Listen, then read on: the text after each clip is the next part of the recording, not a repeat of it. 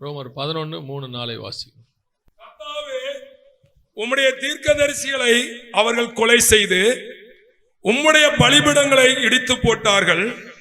நான் ஒருவன் மாத்திரம் மீதியாயிருக்கிறேன், என் பிராணனையும் வாங்க தேடுகிறார்களே என்று இஸ்ரவேலருக்கு விரோதமாய் விண்ணப்பம் பண்ணின போது அவனுக்கு உண்டான தேவ உத்தரவு என்ன? பாகாலுக்கு முன்பாக முழங்கால் படியிடாத 7000 பேரை எனக்காக மீதியாக வைத்தேன் என்பது. அல்லேலூயா. இந்த வசனத்திலிருந்து தான் நாம் இன்னைக்கு பார்க்க போகிறோம். ஆண்டவர் ஒவ்வொரு காலகட்டத்திலும் தனக்கென்று ஒரு கூட்டத்தை வைத்து கொண்டே வருவார். அந்த இடத்துலையும் அப்படி தான் சொல்லப்பட்டிருக்கிறது. ஒவ்வொரு காலகட்டத்திலும் தனக்கென்று ஒரு கூட்டத்தை ஆண்டவர் வைத்து கொண்டே வருவார். அந்த கூட்டம் அவருக்கு மீதியான கூட்டம் என்று வேதம் சொல்லுகிறது. பல நேரத்தில் ஊழியர்கள் பேசும்போது, ஊழியர்கள் பார்க்கும்பொழுது அவர்கள் நினைக்கிறது என்ன அப்படின்னா, இப்போ இந்த காலகட்டத்தில் அதிகமாக எல்லாரும் சொல்கிறது என்ன அப்படின்னு கேட்டிங்கன்னா, காலம் கெட்டு போச்சு, சபை கெட்டு போச்சு. எல்லாமே உண்மைதான். பல நேரத்தில் நமக்கு ஏற்கனவே இருந்த காலகட்டத்தை போல சபை இப்பொழுது இல்லை. அன்னைக்கு இருந்த ஆவிக்குரிய அனுபவம் அல்லது அன்னைக்கு ஒரு வைராக்கியம் இன்னைக்கு சபைகளுக்குள்ளே இல்லை. அன்னைக்கு இருந்த ஆராதனை முறைமைகள் இப்பொழுது இல்லை. இன்றைக்கி எல்லாமே ஒரு மாதிரி கமர்ஷியலாக மாறிடுச்சுன்னு வச்சுக்கோங்களேன். அப்பொழுது ஒரு சில நேரத்தில் நமக்கு என்ன தோணும் அப்படின்னா, நாங்கள் பேசும்போது சொல்லுவோம், அடுத்த தலைமுறைக்கு சபை எப்படி இருக்கும் வருகை தாமதிச்சா? ஒருவேளை அதுக்குள்ளே ஆண்டவர் வந்துட்டார்னா சோதரம். ஒருவேளை கர்த்தருடைய வருகை தாமதிக்குதுன்னா அடுத்த தலைமுறை எப்படியாக இருக்கும்? அன்னைக்கு யாராவது நிற்பாங்களா? கர்த்தருக்குள்ளே இருக்க முடியுமா? ஏன்னா போகிற போக்கு சரியில்லை. ஏன்னா பிள்ளைகள், இன்றைக்கி இருக்கிற பிள்ளைகளே இவ்வளோ மோசம் போக்குற காரியங்கள் அவ்வளோ இருக்கும் பொழுது அடுத்த தலைமுறை பிள்ளைகள் எப்படி இருப்பாங்க இப்படின்னு சொல்லி ஒவ்வொரு காலகட்டத்திலும் இதை யோசிச்சுக்கிட்டே இருப்பாங்க. ஒருத்தர் அதை பற்றிலாம் பேசிக்கிட்டே இருப்பாங்க. அப்படி பேசி கொண்டு இருக்கும் பொழுது இப்போது ஆண்டவர் சொல்கிறாரு, இந்த ரோமர் 11:3-4 ஆண்டவர் சொல்கிறாரு, பாகாலுக்கு முன்பாக முழங்கால் படியிடாத 7000 பேரை வைத்திருக்கிறேன். அப்போது எலியாவினுடைய அந்த ஸ்டேட்மெண்ட், எலியாவினுடைய வார்த்தை என்னென்னா, நான் ஒருவன் மாத்திரம் மீந்திருக்கிறேன். இந்த கர்த்தருக்கும் எலியாவுக்கும் உள்ள வித்தியாசம் இது. அந்த காலகட்டத்தில் எலியா நினைக்கிறாரு, என் ஒருவனை தவிர இஸ்ரவேலுக்காக வைராகியம் பாராட்டுகிறவர்கள் யாருமே இல்லாமல் போயிட்டாங்களே, எல்லாருமே சோரம் போயிட்டாங்களே அப்படின்னு சொல்லி ஒரு எண்ணம் இருக்கும் எல்லாருக்குமே. அதாவது எப்படி இருக்கும்னா, வசனத்தில் நல்லா வைராகியமாக இருக்கிறவங்க, இல்லை சத்தியத்தில் வாழணும்னு நினைக்கிறவங்களுக்கு எப்போவுமே என்ன தோணுன்னா, அது இயல்பாக நான் உள்ளதை சொல்கிறேன், ஃபேக்டை சொல்கிறேன். ஐயோ நம்மளை மாதிரி யாரும் இல்லையே, இந்த மாதிரி இல்லையா, நம்ம சபை மாதிரி இல்லையே, நம்மளை மாதிரி ஒரு ஊழியக்காரர் இல்லையே அப்படின்லாம் யோசிப்பாங்க அவங்க. அப்படி யோசிக்கும் பொழுது அது ஒரு விதமான அவங்களுடைய வைராகியம் கூட நினச்சிக்கலாம். ஆனால் ஆண்டவர் சொல்கிறாரு, நீ மட்டும் இல்லை, அப்படி ஒன்று மட்டும் இல்லை, பாகாலுக்கு முன்பாக முழங்கால் படியிடாத 7000 பேரை நான் வைத்திருக்கிறேன் அப்படின்னு ஆண்டவர் சொல்கிறார். எலியாவின் காலத்தில் நீங்கள் வாசிக்கும் பொழுது 1 ராஜாக்களின் புஸ்தகத்தில் நீங்கள் 17, 18, 19 இந்த 3 அதிகாரங்களிலும் எலியாவை குறித்து சொல்லப்பட்டிருக்கிறது. இந்த 3 அதிகாரங்களை நீங்கள் எலியாவை குறித்து வாசிக்கும் போது, அன்னைக்கு இருந்த காலகட்டத்தில் அன்னைக்கு தேவ ஜனங்களாக இருந்தவர்கள், தேவனுக்கு முன்பாக இருந்தவர்கள் எப்படிப்பட்டவர்களாய் இருந்தார்கள்? அவர்கள் இருந்த காலகட்டத்துக்கும் நம்ம இருக்க காலகட்டத்துக்கும் நிறைய ஒத்துமை இருக்கிறது. இப்போது இயேசு கிறிஸ்து சொல்லும் பொழுது மத்திய 24, 36, 37 நோவாவின் காலத்தையும் நம்முடைய காலத்தையும் இணைத்து சொல்லுகிறார். எப்படி சொல்கிறாருன்னா, நோவாவின் காலத்தில் எப்படி நடந்ததோ அப்படியே மனுஷகுமாரன் வரும் காலத்திலும் நடக்கும் அப்படிங்கிறார். அப்போ இந்த 2 காலத்துக்கும் ஒரு ஒத்துமை இருக்குது. இன்னொரு இடத்துல சொல்லும்போது சொல்கிறாரு, நீதிமானாகிய லோத்துவின் நாட்களில் நடைபெற்றது போலவே நடக்கும். அப்போ லோத்துவோட சோதோமுடைய காலத்தையும் நம்ம காலத்தையும் கம்பேர் பண்ணி சொல்கிறார். இந்த மாதிரி ஆண்டவர் இந்த இடத்துல சொல்லும் பொழுது, ஆண்டவர் 7000 பேரை மீதி வைத்திருந்தார் அல்லவா, அதே மாதிரி அப்படின்னு சொல்லி பவுல் கீழே எழுதுறார். இஸ்ரவேலர்களை குறித்தும் உலகத்தை குறித்தும் எழுதும் போது அப்படி எழுதுறார். அப்போ அந்த காலகட்டத்தில் இருந்த ஜனங்களுக்கும் நம்முடைய காலகட்டத்தில் இருக்கக்கூடியதான ஆவிக்குரிய ஜனங்கள் அவர்களுக்கும் நிறைய ஒத்துமைகள் இருக்கிறது. அப்படிப்பட்டவர்கள் இன்றைக்கும் இந்த காலகட்டத்திலும் இருக்கிறார்கள். அப்போ நாம் இதில் எந்த கேட்டகரியில் இருக்கிறோம் அப்படிங்கிறது தான் ரொம்ப முக்கியம். நம்மளோட ஒரு சுய பரிசோதனை அல்லது வேதம் சொல்கிறபடி நம்மை நாமே நிதானித்து அறிய போகிறோம். நாம் எந்த இடத்துல இருக்கிறோம்? ஒரு ஆவிக்குரிய ஸ்டாண்டர்டில் இருக்கிறோமா? ஆண்டவர் எந்த ஸ்டாண்டர்டில் நம்மளை வச்சிருக்கிறாரு அப்படின்னு சொல்லி ஆராய்ந்து பார்க்க போகிறோம். முதலாவதாக அன்னைக்கு காலகட்டத்தில் இருந்தவங்க யாரு அப்படின்னு கேட்டிங்கன்னா, அந்த வசனம் நீங்கள் வாசிச்சு பாருங்க. அந்த இடத்துல இருக்குது, பாகாலுக்கு முன்பாக முழங்கால் படியிடாத 7000 பேர் இருந்தாங்க இல்லையா? அப்போ பாகாலுக்கு முன்பாக முழங்கால் படியிட்டவங்க வாசிங்க. 1 ராஜாக்களின் புஸ்தகம் 18ஆம் அதிகாரம் 19ஆம் வசனம் வாசிங்க. இப்போதும் கர்மேல் பர்வதத்திலே இஸ்ரவேல் அனைத்தையும் பாகாலின் தீர்க்கதரிசிகள் 450 பேரையும் ஏசபேலின் பந்தியிலே சாப்பிடுகிற தோப்பு விக்கிரகத்தின் தீர்க்கதரிசிகள் 400 பேரையும் என்னிடத்தில் கூட்டிக் கொண்டு வர ஆட்களை அனுப்பும் என்றான். இப்போ அந்த காலத்துல இருந்த முதலாவது கேட்டகரி என்ன அப்படின்னு கேட்டீங்கன்னா, வசனம் சொல்லுது, இப்பொழுதும் கல்மேல் பர்வதத்திலே இஸ்ரவேல் அனைத்தையும் பாகால் தீர்க்கதரிசிகள் 450 பேரையும் ஏசபேலின் பந்தியில் சாப்பிடுகிற தோப்பு விக்கிரகத்தின் தீர்க்கதரிசிகள் 400 பேரையும் என்னிடத்தில் கூட்டிக் கொண்டு வர ஆட்களை அனுப்பும் என்றான். அப்ப அன்னைக்கு இருந்த ஒரு குரூப் யாருன்னு கேட்டீங்கன்னா, பாகாலுடைய பந்தியிலே உட்கார்ந்து சாப்பிடுகிறதான தீர்க்கதரிசிகள். அன்னைக்கு உட்கார்ந்து அவங்க பாகால் தீர்க்கதரிசிகளாக கூட இருக்கட்டும், ஆனால் இருக்கிறவங்க இஸ்ரவேலுக்குள்ள இருக்கிறாங்க. இஸ்ரவேலுக்குள்ளே பாகாலின் தீர்க்கதரிசிகள். இவர்கள் அங்கே உட்கார்ந்து என்ன பண்ணுறாங்கன்னு கேட்டிங்கன்னா, பாகாலுக்கு படைக்கப்படுகிறவைகளை ஏசபேல் கொடுக்கிறவைகளை அவர்கள் புசிக்கிறார்கள் என்று சொல்லி பார்க்கிறோம். பந்தி இருக்கிறவர்கள் அப்படின்னு இருக்கு. வேதத்தில் 2 விதமான பந்தியை குறித்து வேதம் சொல்லுகிறது. ஒன்று, நாம் எடுக்கக்கூடியதான தேவனுடைய போஜனம், தேவனுடைய பந்தி. இன்னொன்று சாத்தானின் பந்தி அப்படின்னு இருக்குது வசனத்தில், பிசாசின் பந்தி அப்படின்னு இருக்குது.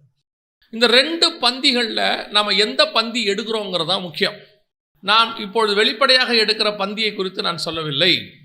நாம் சபையில் எடுக்கிற பந்திகளை குறித்து பேசவில்லை. இப்போ நீங்கள் வாசிங்க, வெளிப்படுத்தின விசேஷம் 2ஆம் அதிகாரம் 20வது வசனம் வாசிங்க.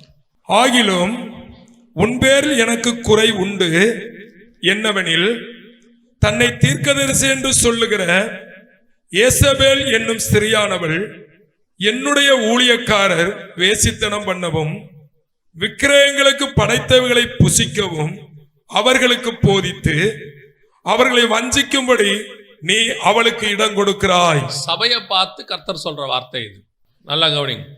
சபையை பார்த்து கர்த்தர் சொல்றாரு, ஏசபேலின் போதனைகளுக்கு நீ இடம் கொடுக்கிறாய்.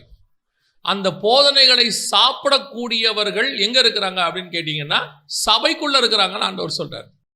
இப்போ நான் சொல்றது உங்களுக்கு புரிஞ்சிருக்கும்னு நினைக்கிறேன். சபையில நாம் எடுக்கிற வெளிப்படையான பந்தியை மாத்திரம் அங்கே சொல்லவில்லை. சபையிலே கொடுக்கப்படுகிறதான ஆலோசனைகள், உபதேசங்கள்.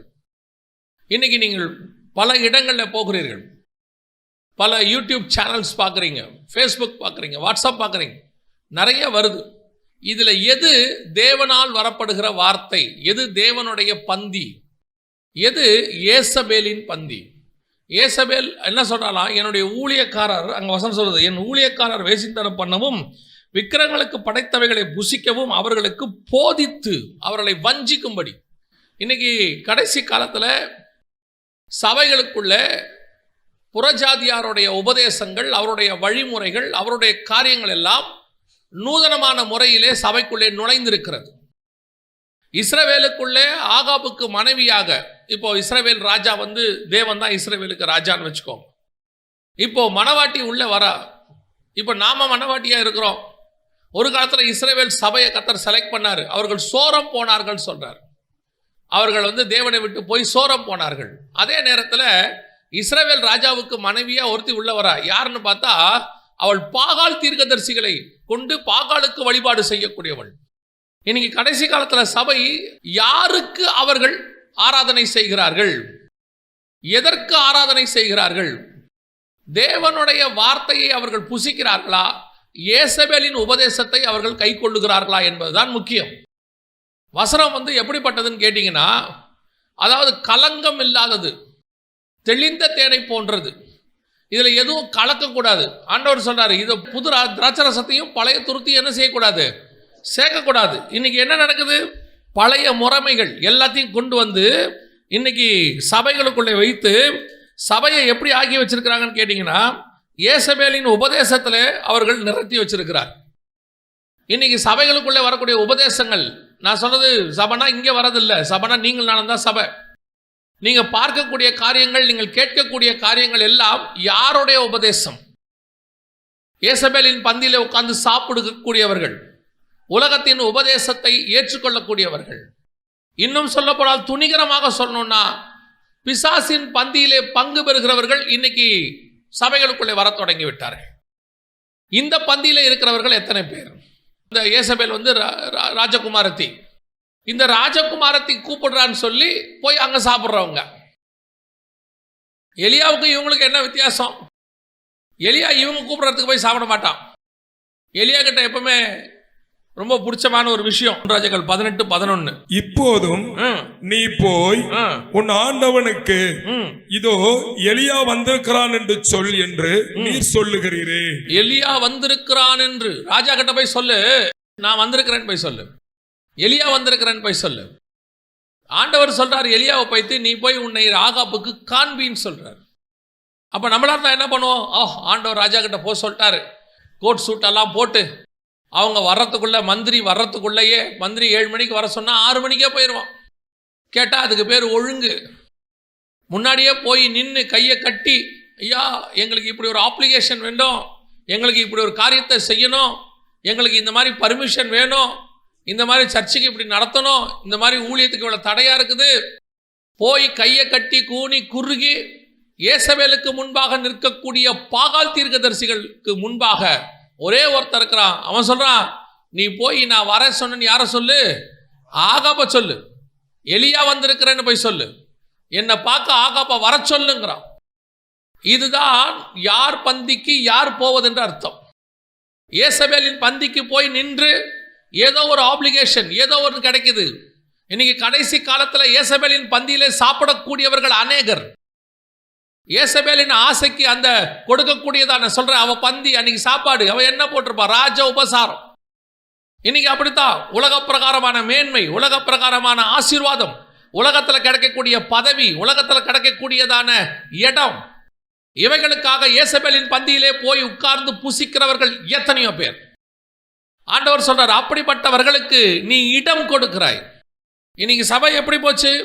யேசபேலுடைய உபதேசத்துக்கு போயிருச்சு. இப்போ சொல்றேன், உலகத்தின் உபதேசம் வேறு, சபையின் உபதேசம் வேறு. சபைக்கும் உலகத்துக்கும் எந்த விதத்திலும் சம்பந்தம் கிடையாது. எது உலகம்? உலகம் என்று எதன் வசனம் தெளிவா சொல்லுது. கண்களின் இச்சை, ஜீவனத்தின் பெருமை, மாம்சத்தின் இச்சை, இவைகள் எல்லாம் உலகத்தில் உண்டானவைகள். எதையாவது பார்த்த உடனே அது மேல ஒரு ஆசை, எதையாவது ஒன்று பார்த்த உடனே அது மேல ஒரு இச்சை, அது நமக்கும் இருக்கணும், இங்கேயே வந்துடணும், சபைக்குள்ள வந்துடணும். இதுதான் உலகம். உலகத்தா எதை பண்றனோ அதை பார்த்தோன்னா நமக்கு ஒரு ஆசை. அந்த உலகத்தா பண்ற மாதிரியே ட்ரெஸ்ஸிங், அதை பார்த்த உடனே நல்ல ட்ரெஸ் பண்ணுங்க, உங்களை ஆண்டவர் வேணான்னு சொல்லலை. ஆனா உங்களுடைய ட்ரெஸ்ஸிங் யாருடைய மாடலா இருக்கிறது? அதான் கேள்வி. ஆண்டவர் ஏழ்மையா அப்படியே கஷ்டப்படுறவங்களா தரித்திரரா இருக்க சொல்லவே இல்லை ஒரு இடத்துலையும். ஆண்டவர் எளிமையா தான் இருக்க சொன்னார். இன்னைக்கு என்ன இருக்குது? ஆவியில் எளிமை உள்ளவர்கள் பாக்கியவான்கள். இன்னைக்கு என்ன இருக்குது? யேசபேலுடைய காரியங்கள் சபைக்குள்ள வந்துருச்சு, அந்த உபதேசம் உள்ள நுழைஞ்சிடுச்சு. அதை சரின்னு சொல்லி ஏற்றுக்கொள்ளக்கூடிய தீர்க்கதரிசிகள் இருக்கிறார்கள், அதை போதிக்கிற தீர்க்கதரிசிகள் இருக்கிறார்கள். ஆண்டவர் சொல்றாரு, சபைக்குள்ளே அப்படிப்பட்டவர்களுக்கு நீ இடம் கொடுக்கிறாய். அந்த கூட்டத்தை கூப்பிடுறாங்க, இந்த கூட்டத்தை கூப்பிடுறாங்க. இன்னைக்கு நிறைய பாகால் தீர்க்கதரிசிகள் வெளியே சுற்றி கொண்டிருக்கிறார்கள். அவர்களுடைய நோக்கம்லாம் என்ன தெரியுமா? யேசபேல் கிட்ட நல்ல பேர் வாங்குறது. அவங்க நோக்கம் என்ன தெரியுமா? யேசபேல் பந்தியில் போய் உட்கார்ந்து இருக்கிறது. அவங்க நோக்கம் என்ன தெரியுமா? யேசபேல் தூக்கி போடுறதை வாங்கிட்டு வர்றது. நான் யேசபேல் என்று சொல்வது உலகத்தை குறித்து சொல்லுகிறேன். ஒரு காரியத்தை நன்றாய் புரிந்து கொள்ளுங்கள். நாம 2 கவர்மெண்ட்டுக்கு நடுவில் இருக்கிறோம். ஒன்று உலகத்தின் கவர்மெண்ட், வசனம் சொல்லுது பிரபஞ்சத்தின் அதிபதியானவன், சாத்தானை குறித்து. இன்னொன்று ஹெவன்லி கவர்மெண்ட், பரலோக ராஜ்யம்னு ஒன்று இருக்கு. நாம எல்லாருமே பரலோக ராஜ்யத்தின் பிரஜைகள். தேவன் நம்மை அதுக்குத்தான் அழைத்திருக்கிறார். நாம அங்கிருந்து எகிப்திலிருந்து விடுபட்டுட்டோம். இனி கானானை நோக்கி பிரயாணப்படுறவங்க நடுவில் தான் நம்ம நின்றுகிட்டு இருக்கிறோம். கானானை நோக்கி பிரயாணப்படுற உங்களுக்கு திரும்பி எகிப்தை பார்க்கறதுக்கு எந்த இடத்துலையும் முகாந்திரம் இல்லை. எகிப்தினுடைய நாங்கள் அந்த இறைச்சி பாத்திரத்தண்டையில உட்கார்ந்துருப்போம்னா நீ வனாந்தரத்தில் சாக போறவன் அர்த்தம். எப்போ அதை விட்டுட்டு வந்துட்டியோ, இனி எனக்கு எகிப்தின் இறைச்சி பாத்திரம் கிடையாது, அங்க இருக்கிற கொமட்டி காய் கிடையாது. அப்புறம் உனக்கு என்னதாப்பா, இதோ எனக்கு மன்னா வைக்கப்பட்டிருக்கிறது, ஒவ்வொரு நாளும் கொடுக்கப்படுகிறது, இது என்னை கானானுக்குள்ளே கொண்டு போய் சேர்க்கிற வரைக்கும் கொடுக்கப்படுகிற மன்னா. அதுதான் கர்த்தர் உங்களுக்கு எனக்கு வச்சது. இன்னைக்கு எகிப்தினுடைய அந்த கொமட்டி காய்களுக்கும் எதை விட்டுட்டு வந்தாங்களோ அதுக்கு பின்னாடியே போய் உட்கார்ந்து இருக்கிறாங்க. எதை ஒரு நாள் வேணாம் என்று அருவருத்தாங்களோ அதுக்கு பின்னாடி போய் உட்கார்ந்து இருக்கிறாங்க. இன்னைக்கு எல்லாரும் அப்படிதான் உட்கார்ந்துருக்காங்க. யேசபேலின் பந்தியிலே சாப்பிடக்கூடியவர்கள். ஆண்டவர் சொல்றாரு, உன்னுடைய சபைக்குள்ளே அப்படிப்பட்டவர்களுக்கு இடம் கொடுக்காதே, அப்படிப்பட்ட ஊழியக்காரர்களை மேலே ஏத்தாதீங்க, அப்படிப்பட்ட உபதேசங்கள் வரும்போது தள்ளுங்க. விசுவாசிகளுக்கு சொல்றேன், வைராக்கியமா இருங்க. ஆண்டவர் இப்பொழுது 7000 பேரை தேடிக்கொண்டிருக்கிறார். யேசபேல் பந்தியில் உட்கார்ந்துருக்கிறோம், ஆண்டவருக்கு தேவை கிடையாது. ஆண்டவரை பொறுத்த வரைக்கும் என்ன தெரியுமா, கர்த்தர் தெய்வமானால் கர்த்தர் இடத்துல வாங்கள், பாகால் தெய்வமானால் பாகால் இடத்துல போங்கள். நான் எப்பவும் சொல்லுவேன், இந்த பரலோக ராஜ்யமும் சரி ஆண்டவரும் சரி, உங்களை கெஞ்சி பரலோகத்துக்கு கூட்டிட்டு போக வேண்டிய அவசியம் ஆண்டவருக்கு கிடையவே கிடையாது. உங்களை கெஞ்ச வேண்டியதில்லை, தயவு செஞ்சு பரலோகத்துக்கு வந்துருங்கன்னு. உங்களுக்கு வாய்ப்பு கொடுக்குறோம் பரலோகத்துக்கு போறதுக்கு. ஆண்டவர் சர்வ லோகத்தை உண்டாக்கி வைத்து தம்முடைய ஜனங்களை மீட்டு கொண்டு போய் அங்க வைக்க வேண்டும் என்று விரும்புகிறார். அதற்கு உங்களுக்கு ஒரு வாய்ப்பு கிடைச்சிருக்குது. யோசிச்சு பாருங்க, அமெரிக்காவுக்கு விசா கிடைச்சா அமெரிக்கன் எம்பசிக்காரன் உங்களை கெஞ்சுறானா, தயவு செஞ்சு வாங்கன்னு? உங்களை அப்படி கெஞ்சுறாங்களா? நம்ம தான் போய் கெஞ்சணும், வரிசையில் நிற்கணும், டோக்கன் வாங்கணும், போயிட்டு எம்பசி வாசல நிற்கணும், எப்படியாவது விசா கொடுங்கன்னு கேட்கணும். அவன் கேட்குற கேள்விக்கெல்லாம் பதில் சொல்லணும். ஒரு உலக அரசாங்கத்திற்கு ஒரு சாதாரண 10 வருஷம் 20 வருஷம் விசாவுக்கு நாம் இவ்வளவு போய் பவ்யமாய் நிற்போமானால், பயபக்தியோடு கூட நிற்போமானால், சர்வ வல்லமை உள்ள தேவனுடைய ராஜ்யத்துக்குள் பிரவேசிக்க போகிறோம். இன்னும் எவ்வளவு பயம் இருக்கணும்? ஏன் பரலோகத்தின் அரசாங்கம் உங்களுக்கு போய் அப்படியே பயந்து கூப்பிடணும்? ஒரு காலகட்டம் இருந்தது, சபை ஸ்தாபிக்கப்படுகிற காலகட்டத்தில் பவுலும் போய் பேதுருவும் போய் எல்லா பக்கமும் போய் சபையை ஸ்தாபிச்சாங்க. எப்படி அப்போ அந்த சபையினுடைய மிக முக்கியமான அத்தாரிட்டி இன்னைக்கு உருவாகி இருக்குது. நாம தான் சபைக்கு வாஞ்சியோட வரணும், நாம எதிர்பார்ப்போட வரணும். நாம எப்படி வரணும் தெரியுமா? சர்ச்சுக்கு வரும்போது, நான் பரலோகத்துக்கு போகிறதுக்கு எனக்கு விசா கிடச்சிருக்குது, எனக்கு பரலோகத்துக்கு போகிறதுக்கு சொல்லி கொடுக்குற இடம் ஒன்று கிடச்சிருக்கு, நான் அங்கே போகிறேங்கிறதான அந்த தைரியத்தோடு வரணும். கலாத்தியருக்கு எழுதும் போது பவுல் சொல்றாரு, நான் இன்னும் மனுஷனை பிரியப்படுத்துகிறவனா இருந்தால் தேவனுக்கு ஊழியக்காரன் அல்லவே. சபை உங்களை பிரியப்படுத்துகிற இடம் இல்லை, சபை உங்களை உருவாக்குகிற இடம், சபை உங்களை பரலோகத்துக்கு கொண்டு போகிற இடம். அப்போ நம்ம எப்படி சர்ச்சுக்கு வரணும்? பையன் போகும்போது எப்படி அனுப்புறீங்க? ஸ்கூலுக்கு கற்றுக்க அனுப்புறீங்க, போய் படிச்சுட்டு வாடா, உன் வாழ்க்கை நல்லா இருக்கும். அதே எண்ணத்தோட சபைக்கு வரணும். நம்ம சர்ச்சுக்கு போவோம், நம்ம ஆத்மா நல்லா இருக்கும். இன்னைக்கு பாகாலை எதிர்பார்த்து, பாகாலின் உபதேசத்தை எதிர்பார்க்கிற கூட்டம் கேட்கறதுக்கு நல்லா இருக்கும் தெரியுமா உங்களுக்கு? இப்போ யோசிச்சு பாருங்க, எலியாவுடைய சாப்பாட்டுக்கும் யேசபேல் சாப்பாட்டுக்கும் எவ்வளோ வித்தியாசம் இருக்கும். எலியாவுடைய சாப்பாடு என்ன? சாரிபாத் விதவையின் வீட்டுக்கு போய் சாப்பாடு என்னப்பா, மாவு இருக்குது, எண்ணெய் இருக்குது, இருக்கிறத தட்டி அந்த மாவாவது கிடச்சிருக்குது, அதை வச்சு ஓட்டுவோம். கரெக்ட். எலியா, உனக்கு என்ன சாப்பாடு? காலையிலையும் சாயங்காலமும் ஒரு இறைச்சி துண்டும் ஒரு அப்பமோ காக்கா கொண்டு கொடுக்குது. சரி, வேற என்ன? வேற ஒன்றும் இல்லை, டெய்லி தான் காலையும் சாயங்காலமும். யேசபேல் பந்தியில் என்ன இருக்கு? 6 வகையான கூட்டு இருக்கு, 7 வகையான நான் வெஜிடேரியன் இருக்கு. ஓப்பனிங்கில் ஸ்வீட்டில் ஆரம்பித்து முடிக்கும் போது பாயாசத்தில் முடிக்கிறாங்க. ராஜ சாப்பாடுங்க. உலகத்தினுடைய மேன்மை அப்படித்தான் இருக்கும், உலகத்தினுடைய ஆசீர்வாதம் அப்படித்தான் இருக்கும், உலகத்தில் சொல்லப்படுகிற உபதேசங்கள் அப்படித்தான் காதுக்கு இருக்கும். இப்படி பேசும்போது காதுக்கு நல்லா இருக்குது. உன்னுடைய பொருளாதாரத்தை கர்த்தர் ஆசீர்வதிப்பார். இப்போ என்ன பொருளாதாரத்தில் கர்த்தர் நம்மளை ஆசீர்வதிக்காமல் இருக்காரு? உலகத்தில் இருக்கிற எத்தனையோ பேரை விட கர்த்தர் நம்மளை ஆசீர்வாதமாகத்தான் வைத்திருக்கிறார். உங்களுக்கு எனக்கு ஆசை காட்டுற இந்த மாதிரி யேசபேலின் உபதேசங்கள் நிறைய இருக்குது. நீங்கள் உட்காந்து உலகத்தை அப்படியே உங்களுக்குள்ளே ஏற்றுறான், கொஞ்சம் கொஞ்சமாக.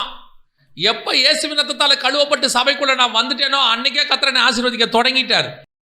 ஆண்டவருக்கு தெரியும் எப்போ எவ்வளோ ஆசீர்வாதம் கொடுக்கணும்னு, நமக்கு என்ன தேவை என்பதை நம்முடைய பரமபிதா முன்பே அறிந்திருக்கிறார். இன்னைக்கு யேசபேலின் உபதேசங்கள் உள்ளுக்குள்ள வந்து நூதனமான காரியங்களை சொல்லி கொடுத்து வஞ்சிக்குதாமா. இன்னைக்கு வஞ்சிக்கக்கூடியவர்கள் வந்துட்டாங்க. விசுவாசிகளுக்கு சொல்றேன், சத்தியம் எப்பவுமே கொஞ்சம் கசக்கத்தான் செய்யும். சத்தியம் என்ன செய்யும்? கசக்கத்தான் செய்யும், கடினமாக தான் இருக்கும். ஆனா அதை நீங்க உட்கொண்டுட்டீங்கன்னா உங்க ஆத்மாவுக்கு அது நல்லது. அல்லேலூயா. பொதுவாக பார்த்துருக்கிறீங்களா, சாப்பாடு வைக்கும் போது ஒரு ஸ்வீட்டு தான் வைப்பாங்க, மிஞ்சி போச்சுன்னா 2 ஸ்வீட் வைப்பாங்க. ஆனால் மற்ற காரம், துவர்ப்பு, அப்புறம் இதெல்லாம் பார்த்தீங்கன்னு சொன்னால் ஒரு 5 வகை வைப்பாங்க. ஸ்வீட்டு தேவை, ஆசீர்வாதம் தேவை. யாரும் இங்கே உலக ஆசீர்வாதம் தேவை, யாரும் இங்கே வேணான்னு சொல்லலை. அது எவ்வளோ தேவையோ அவ்வளோ லிமிட் தான் இருக்கணும். நமக்கு எது தேவை தெரியுமா? இடுக்கமான வாசல் வழியை பிரவேசிங்கள்னு ஒன்று சொன்னார் பாருங்க. கொஞ்சம் கடினமாக தான் இருக்கும். அந்த இடுக்கமான வாசல் வழியை பிரவேசிக்கும் போது இந்த பூமியில் உங்களுக்கு என்ன தேவையோ அதை பரலோகம் கொடுக்கும். ஆனால் நம்முடைய நோக்கம் என்னவா இருக்கணும் தெரியுமா? நான் எப்படி ஆகிலும் கானானுக்கு போய் சேர வேண்டும், அதான் இருக்கணும். ஆண்டவர் நமக்கு நன்மையான ஈவுகளை கட்டளையிட்டு இருக்கிறார். நம்முடைய உண்மைக்கு தக்கதாக இன்னும் கட்டளை இடுவார். ஆண்டவர் கனப்படுத்துகிற தேவன் இல்லைன்னே சொல்லல. அவர் தூக்கி தலை மேல மொத்த கனத்தையும் வச்சிட மாட்டார். அவருக்கு தெரியும் எப்போ எவ்வளோ என்ன கொடுக்கணும்னு. அதை நமக்கு தெளிவாய் தரக்கூடிய தேவனாக இருக்கிறார். அல்லேலூயா. ஏசபேல் கூப்பிடுவாங்க, சாப்பிட போயிடாதீங்க. சில நேரத்தில் உங்களை கூப்பிடுவாங்க, வாங்க நாம போய் இந்த ஏரியாவில் நம்ம பலம் என்னவென்று காட்டுவோம்னு. நம்ம பலம் கூட்டம் அல்ல, நம்ம பலம் நம்முடைய தேவன். இஸ்ரவேலுக்கு பலன் யாரு? தேவன். நம்ம எல்லாரும் கூடி நின்று எவ்வளோ கிறிஸ்தவங்க இருக்கிறாங்கன்றதே இங்கே முக்கியமே இல்லை. ஏன் தெரியுமா? நம்ம 2 பேர் இருந்தால் போதுமா, அதுவே பெரிய மாற்றத்தை கொண்டு வந்துடும் பைபிள் சொல்லுது. ஒருவன் 1000ஐயும் 2 பேர் 10,000 பேரையும். நமக்குள்ள இருக்கிற ஆவியானவருக்கு அப்படிப்பட்ட வல்லமை உண்டு. நம்முடைய பலத்தை ரோட்ல நின்று காட்ட வேண்டாம், நம்முடைய பலத்தை அந்தரங்க அறையில காட்டுங்க. கதவை சாத்திக்கிட்டு முழங்கால் போடுங்க, அங்கே இருக்கிறது பலம். இன்னைக்கு ஏசபேல் பந்திக்கு போற ஒரு குரூப் இருக்குது.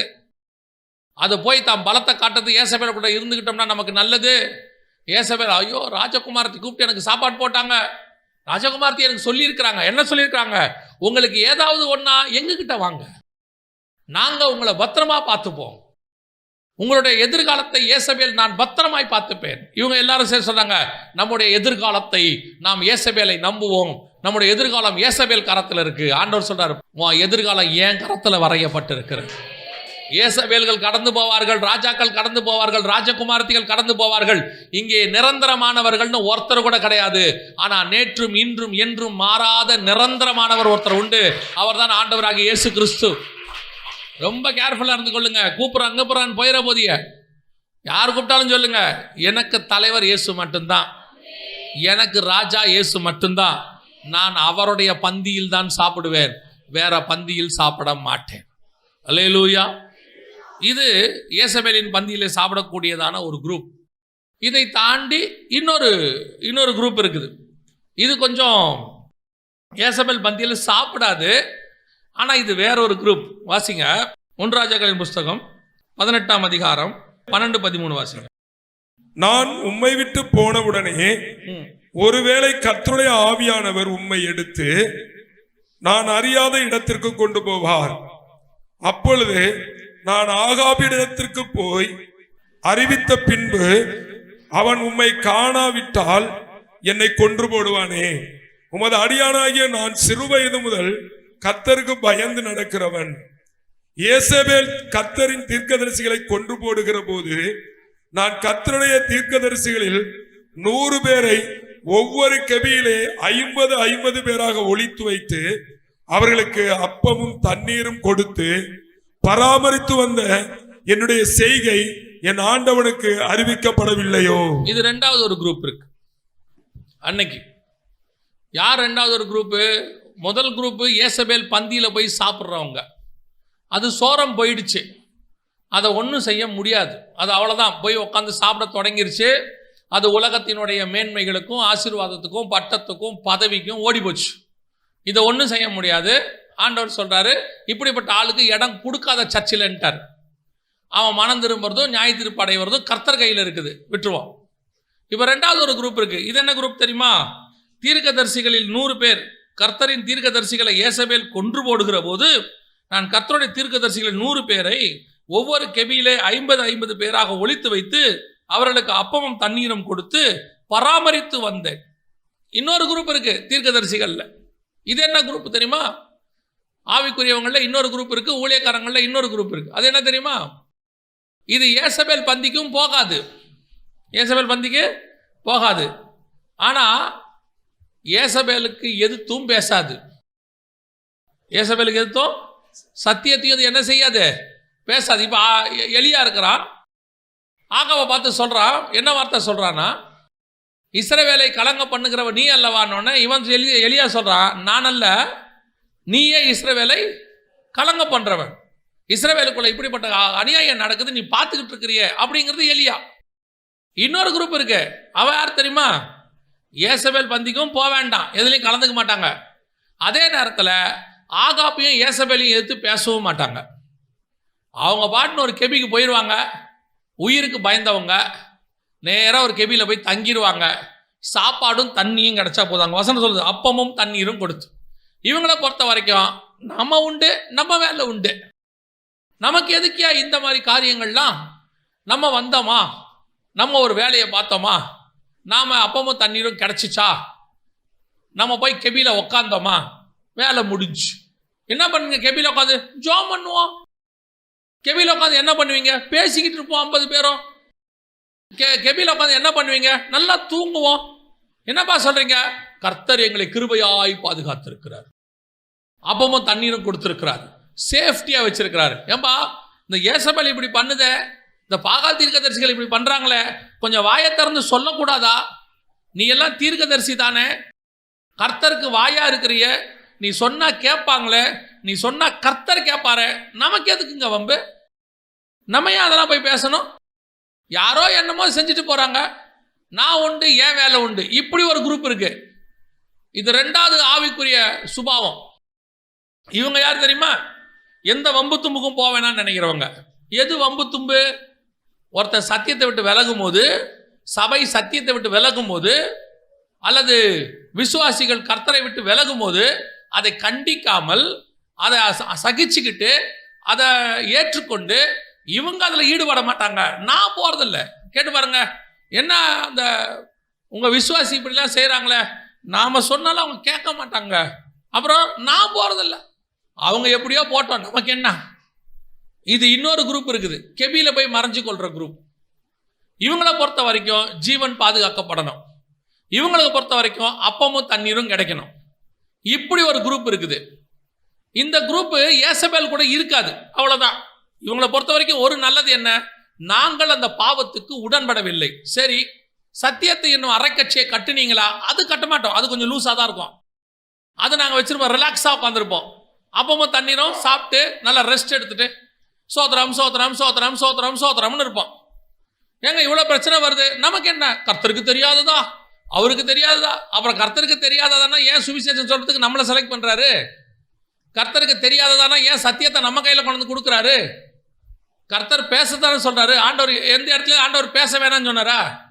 எசேக்கியேலை பார்த்து சொல்கிறாரு, நீ சொல்லுகிறதை இவர்கள் கேட்க மாட்டார்கள், ஆனாலும் என்ன செய்ய சொல்லுங்கிற.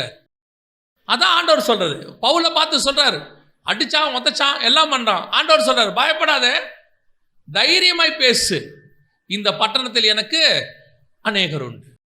கர்த்தர் என்ன சொல்றாரு? நடக்கிறது நடக்கும். பேச வேண்டியது உன் பொறுப்பு, சத்தியத்தை சொல்ல வேண்டியது உன் பொறுப்பு. ஒரு சிலர்லாம் இருக்கிறாங்க, அவங்க எந்த வம்பத்துமுக்கும் போகாத அப்படியே அமைதியான ஆட்கள். சபையில் ஏதாவது நடந்தா கூட சொல்ல மாட்டாங்க. என்ன சொல்லுவாங்க தெரியுமா? ஆண்டவர் பார்த்து பாருங்க, நமக்கு என்ன தவும், நம்ம எதுக்கு சர்ச்சுக்கு போகிறோம்? ஆராதனைக்கு போகிறோம், ஆராதிச்சோமா, சோத்திரம் பண்ணோமா, வீட்டுக்கு வந்துட்டோம், ஓகே ரைட் ஃபைன். நீங்கள் யார்? கெபியில் இருக்கிறவங்க. உங்களுக்கு என்ன வேணும்? அப்பமும் தண்ணியும். நம்ம குடும்பத்துக்கு நல்ல சாப்பாடு தண்ணி கிடைக்குதா? நல்ல நம்ம நிம்மதியாக போயிட்டு வந்துட்டு இருக்கிறோமா? சோத்திரம் சோத்திரம், பிரைஸ் எல்லாம். என்னையா இப்படி நடக்குதே, கேட்க மாட்டியா? நான் கேட்க மாட்டேன், எனக்கு அந்த வேலை கிடையாது, கர்த்தர் அந்த வேலையை எனக்கு கொடுக்கவில்லை. அப்படி ஒரு குரூப் இருக்கு. பைபிள் முழுக்க பாருங்க, இப்படி ஒரு குரூப் இருந்துகிட்டே இருக்கும். ஓடி ஒளிஞ்சுக்கும், மறைஞ்சுக்கும். ஆண்டவர் நியாய தீர்ப்புக்கு வரும்போது இவங்க எங்க போய் மறைஞ்சிருப்பாங்கன்னு தெரியாது. இவங்களை பத்தி ஆண்டவர் பேசவே இல்லை. ஒபதியா தான் வந்து சொல்றான். ஒபதியா கேட்குறான் எலியாவை பார்த்து, நான் ஒரு 100 பேரை மறைச்சு வச்சேனே, ஆண்டவர் உங்ககிட்ட சொல்லலையான்னு கேட்குறான். அப்பனா இவங்க எங்க இருக்கிறாங்க? எலியாவுக்கே தெரியாம இருக்கிறாங்க, எங்கேயோ ஒரு இடத்துல இருப்பாங்க சேஃப்டியா. சில ஆட்கள் நான் பார்த்துருக்குறேன், அவங்களுடைய ஆவிக்குரிய வாழ்க்கையும் சரி, வளர்ச்சியும் சரி, எந்த விதமான முன்னேற்றமும் இருக்காது. அதே நேரத்தில் அவங்களுக்கு தேவையான அளவுக்கு வசதியாக இருப்பாங்க. அதுலேயே அவங்க திருப்தி ஆயிடுவாங்க. கேட்டால் சொல்லுவாங்க, போதும் என்ற மனதுடன் கூடிய தெய்வ பக்தியே அது உலக காரியத்துக்கு ஆண்டவர் சொன்னால், இவங்க ஆவிக்குரிய காரியத்துக்கு அதுக்கு எடுத்துப்பாங்க. அவங்க அதை ஆவிக்குரிய விதத்தில் எந்த விதமான ஒரு வளர்ச்சி இருக்காது. பல நேரத்தில் இப்படிப்பட்ட காரியங்கள் வரும்போது ஆண்டவர் பார்க்குறாரு, யார் கர்த்தருக்காக வைராக்கியமாக எழும்புறான். ரொம்ப ஆச்சரியம் என்ன தெரியுமா, பாளையத்துக்குள்ள பெரிய பிரச்சனை வந்துருச்சு, வாதை கிளம்பிருச்சு. ஆனால் மோசையும் ஆரோனும் உட்காந்து என்ன பண்ணுறதுன்னு யோசிச்சுட்டு இருக்கிறாங்க. என்னடா இவ்வளோ பெரிய பிரச்சனை போயிடுச்சு, பிழையாம் சொன்ன உபதேசத்தினால இன்னைக்கு ஜனங்க மோவாபிய ஸ்திரீகளோடு கூட இணைந்து பாளையத்துக்குள்ள இவ்வளோ பிரச்சனை போயிட்டு இருக்குது, வாதை ஒரு பக்கம் போயிட்டு இருக்குது, என்ன பண்ணலான்னு மோசையும் ஆரோனும் யோசிக்கிறாங்க. 2 பேரும் சீனியர் மினிஸ்ட்ரி, 2 பேரும் ஆண்டவருக்கு ரொம்ப க்ளோஸான ஆட்கள். திடீர்னு ஒரு சின்ன பையன் எழும்புனான் பாருங்க. திடீர்னு ஒருத்தன் எழும்புனான், பிணகாசுன்னு ஒருத்தன் எழுந்திருச்சான், எடுத்தான் ஈட்டிய, குத்துனா 2 பேரையும் ஒன்னா. வசனம் சொல்லுது, வாதை நின்றுது. இன்னைக்கு இவ்வளோ காரியம் வருது.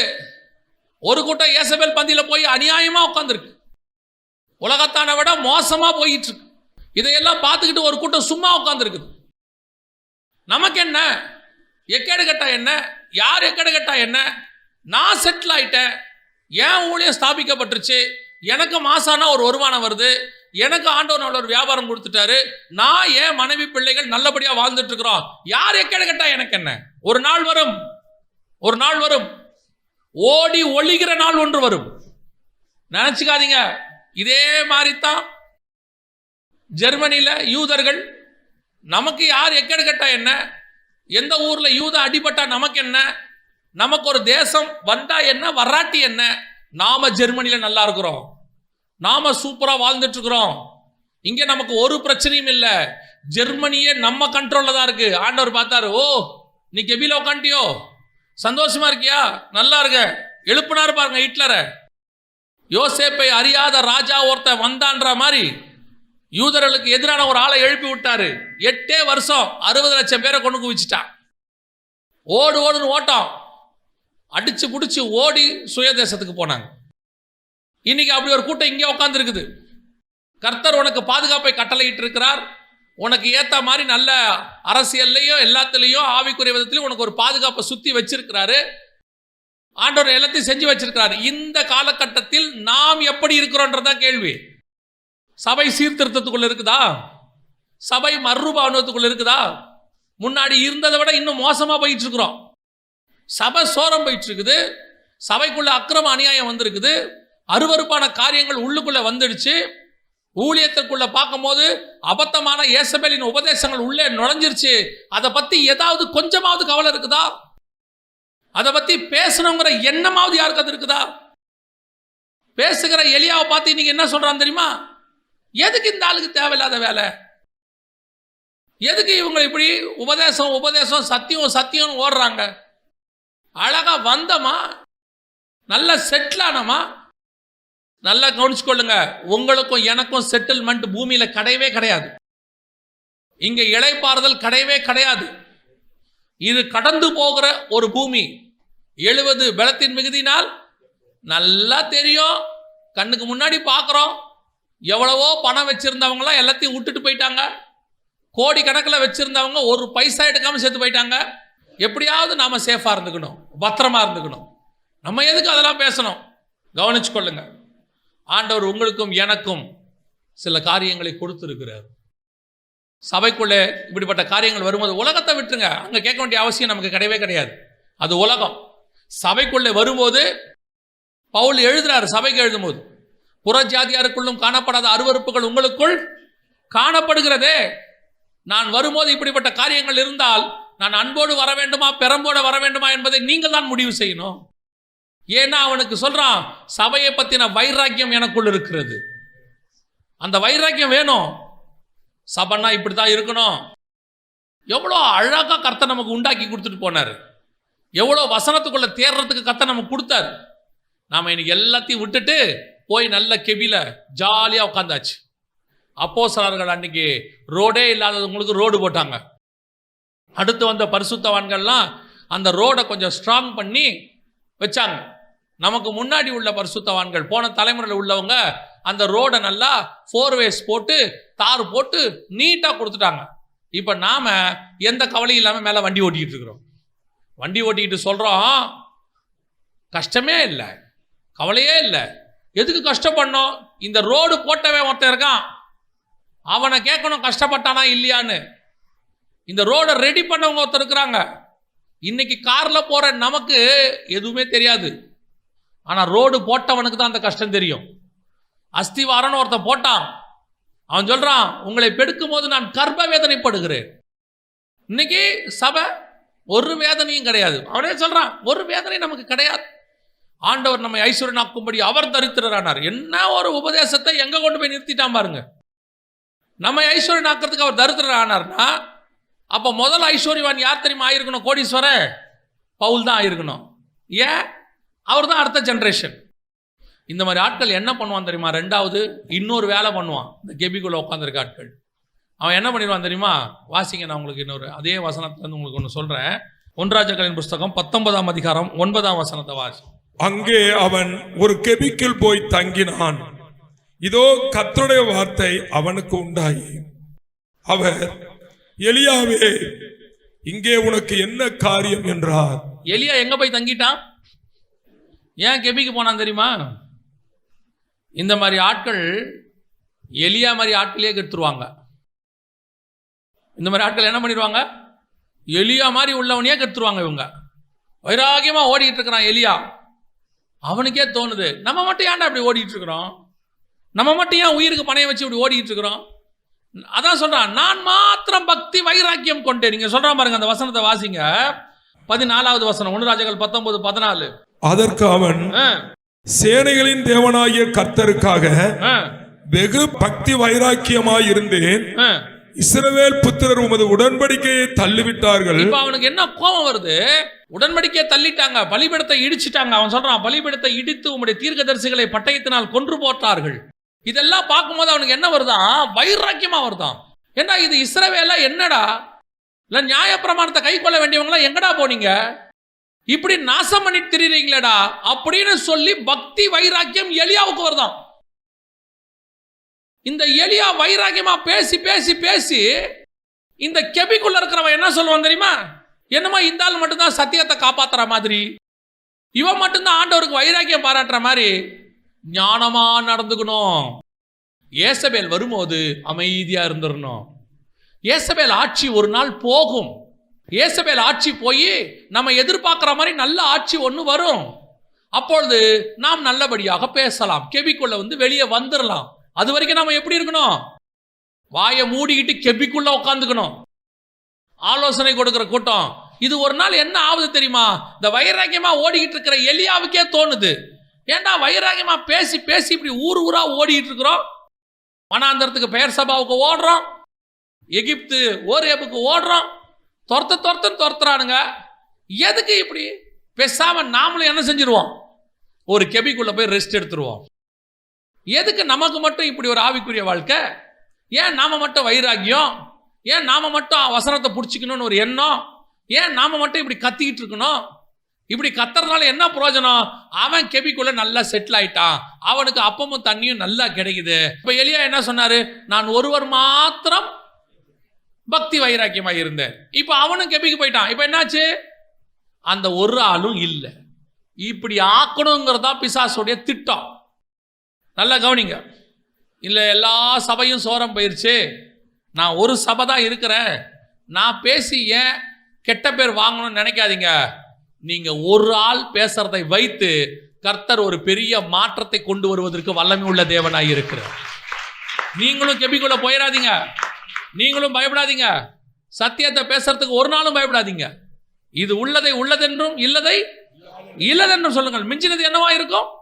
பாவமா இருக்க போது அவன் பார்த்துக்கு போறார் மிச்சத்தை ஆண்டவர். நம்ம வேலை என்ன? இதான் கரெக்ட், இது தப்பு. இப்படி ஒரு காரியம் உள்ள வருதா? இந்த குரூப் இருக்கு, கெபில உட்காந்துக்கோ, இதுவும் பேசாது. ஆனா இவங்கிட்ட என்ன நல்ல குணம்? ஏசபேல் பந்திக்கு போக மாட்டான், அங்க போய் உட்கார மாட்டான். அதுதான் இவங்கிட்ட இருக்க ஒரே அட்வான்டேஜ். இன்னொரு அட்வான்டேஜ் என்ன? இவன் வேற சத்தியத்தையும் போய் யாருக்கிட்டையும் சொல்ல மாட்டான். நம்ம உண்டு, நம்ம வேலை உண்டு. இன்னைக்கு பேசுறவனை நிறுத்துற கூட்டம், கெபிக்குள்ள அனுப்புற கூட்டம். போய் கெபில உக்காந்துக்கோ, எதுக்குப்பா உனக்கு இந்த வேலை? அமைதியா இரு, நல்ல பீஸ்ஃபுல்லா மினிஸ்ட்ரி பண்ணு, சந்தோஷமா இரு, பிள்ளைங்க இருக்கிறாங்க, கல்யாணம் பண்ணி கொடு, வேற பிள்ளைகளை பாரு, நல்லபடியா செத்துப்போ. எதுக்கு நீ இப்படிலாம் பேசிட்டு ஊர் ஊரா ஓடுற? திருப்பி ஆண்டவர் சொல்றாரு, நீ போய் பேசு. ஆண்டவரே, நான் மட்டும் பக்தி வைராக்கியமா இருந்தேன். போ, நீ போ, சிரியாவுக்கு போ, ஆசைகள் அபிஷேகம் பண்ணு, எகுவ போய் அபிஷேகம் பண்ணு, உன் ஸ்தானத்தில் எலிசா அபிஷேகம் பண்ணு. ஆண்டவரே, என்னை துரத்துறாங்க, கொல்றாங்கன்ற, போடா போய் வேலையை பாடுறா, உன்னை எவனும் எதுவும் செய்ய மாட்டான். பேசுறவன் பேசிக்கிட்டே தான் இருப்பான். ஆண்டவர் அதான் சொல்றாரு, நீ வைராக்கியமா இருந்தினா பரலோகமே உனக்கு பாதுகாப்பு கொடுக்கும். இதுல என்ன ஒரு பிளஸ் பாயிண்ட் தெரியுமா? நீங்க வைராக்கியமா இருந்தீங்கன்னா, நீங்க ஒரு ஆள் வைராக்கியமா இருந்தீங்கன்னா, நீங்க ஒருத்தர் தான் இருக்கிறதுனால பரலோகம் மொத்தமும் உங்களையே பத்திரமா பார்த்துக்கும். புரியுதா உங்களுக்கு?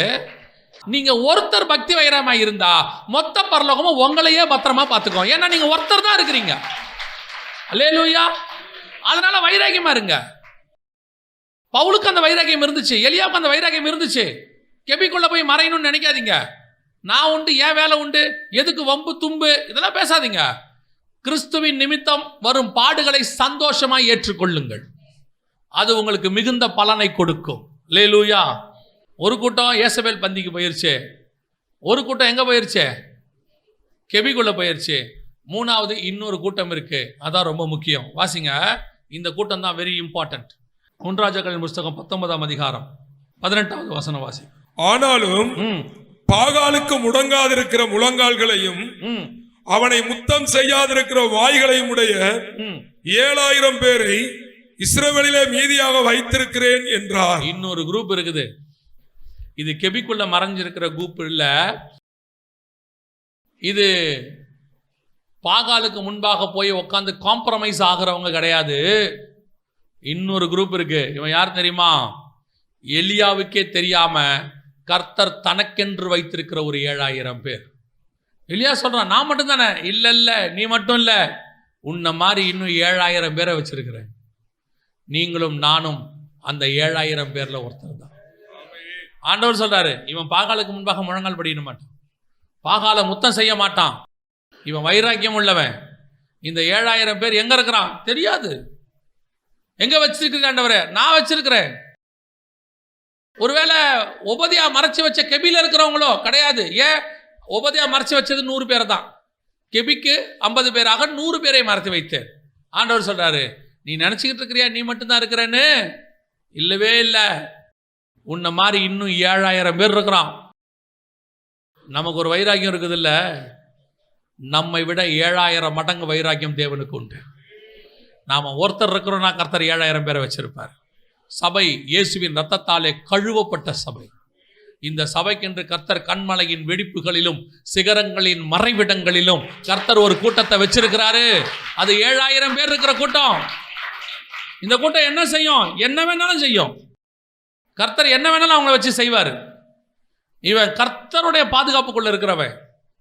உங்களுக்கு தெரியுமா, சில நேரங்களிலே கர்த்தர் இந்த 7000 பேரை கொண்டு பெரிய காரியத்தை செய்வார். இப்போ இந்த 7000 பேருடைய ரெவலேஷன் என்ன தெரியுமா? வெளிப்பாடு. இந்த 7000 பேர் யார் தெரியுமா? இப்போ இங்கே ஒரு கூட்டம்லாம் இருக்குது இல்லை, இதே மாதிரி கூட்டம், இந்த கூட்டம் அப்படியே பரலோகத்துக்கும் வரும். உதாரணமாக ஏசபேலோட போனவங்க, சபையில் சோரம் போனவங்க பூமியில் நியாய தீர்ப்பு நடத்திடுவாங்க. அடுத்து நீதிமானாக இருந்து உண்மையாக இருக்கிற ஒரு குரூப் இருக்குது. இந்த குரூப்பு கர்த்தருக்கு முன்பாக போய் கண்ணாடி கடல்கிட்ட நின்று தேவனை ஆராதிக்கும். ஏசபேலுக்கு பயந்து ஓடி போய், ஆனால் ஏசபேலை வணங்காமல் அந்த காலகட்டத்திலேயே உண்மையாக இருந்தவங்க. இவங்க ஒரு குரூப்பு கண்ணாடி கடல்கிட்ட 15:2 இருக்கும். ஆனால் இந்த 7000 பேர் இருக்கிற குரூப் யார் தெரியுமா? இவர்கள் தான் வெளிப்படுத்தின விசேஷம் 7ஆம் அதிகாரம் 9ஆம் வசனத்தில் சிங்காசனத்திற்கு முன்பாக இருக்கிற குரூப். இவங்க போகும்போது அங்கே இருக்கிற தீர்க்கதரிசி கேட்குறாரு, யாரு? யோவான் கேட்குறாரு, ஆண்டவரே இவர்கள் யார், எங்கிருந்து வந்தார்கள்? அந்த கேள்வி தான் ரொம்ப முக்கியம். வெளிப்படுத்தின விசேஷம் 7ஆம் அதிகாரம் 13வது வசனம் வாசிங்க. அப்பொழுது மூப்பர்களில் ஒருவன் என்னை நோக்கி, வெள்ளை அங்கிகளை தரித்திருக்கிற இவர்கள் யார், எங்கே இருந்து வந்தார்கள் என்று கேட்டான். அதற்கு நான், ஆண்டவனே அது உமக்கே தெரியும் என்றேன்.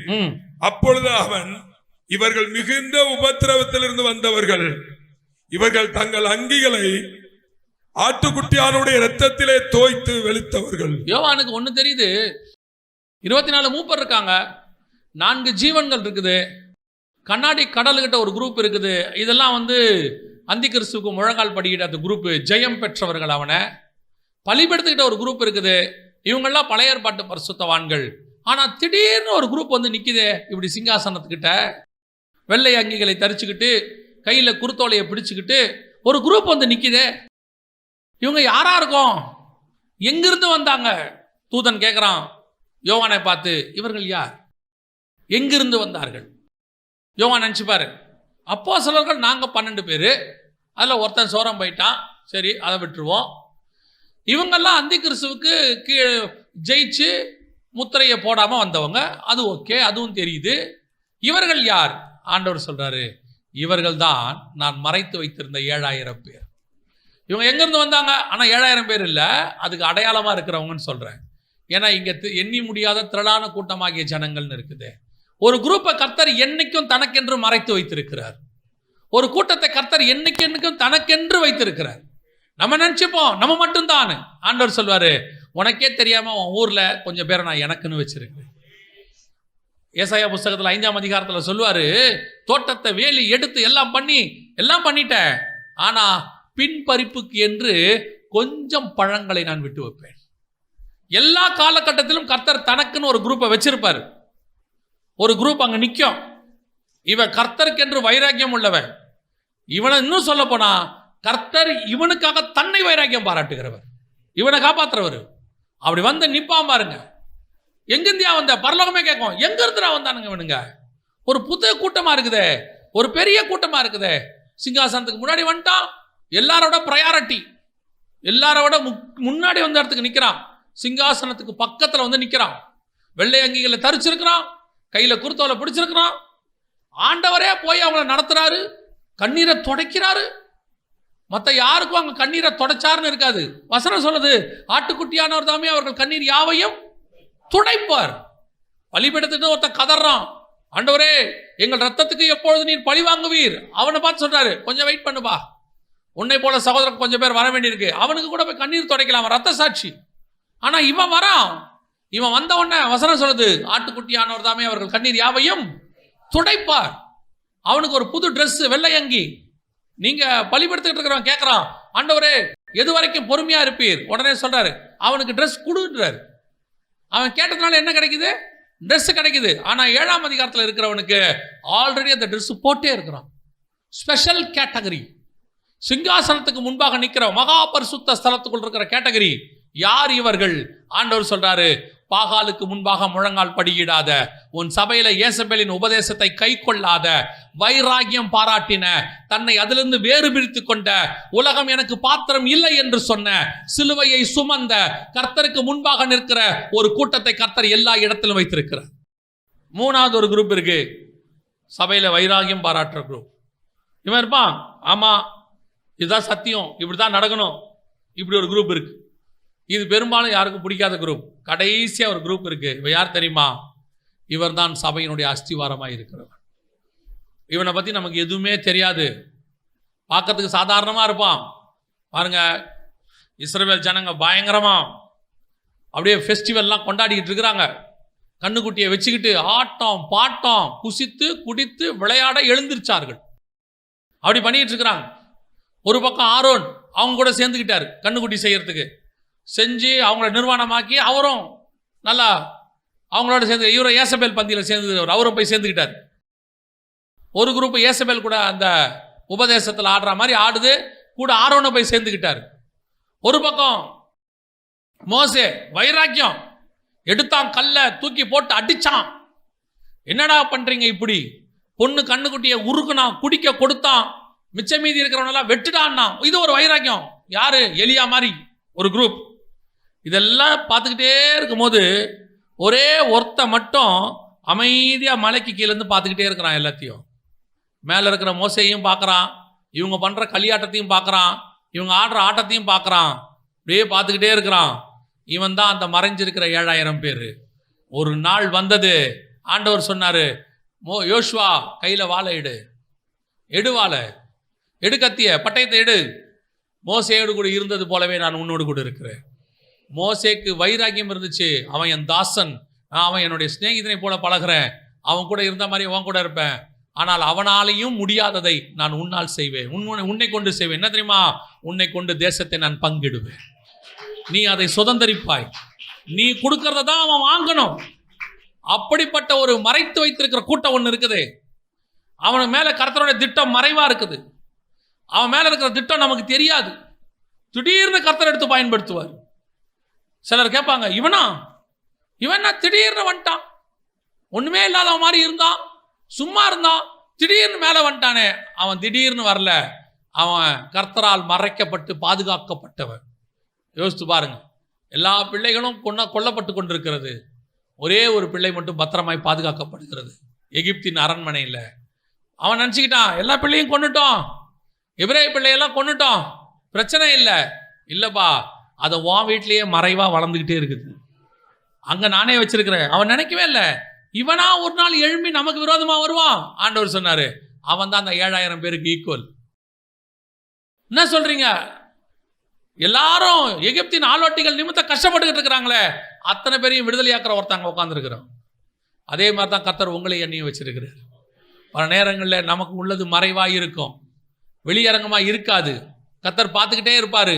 ஒரு நாள் வரும், அத்தனை பேருக்கு முன்பாக சொல்லுவார், இவர்கள் எனக்காக வைராக்கியம் பாராட்டினவர்கள்.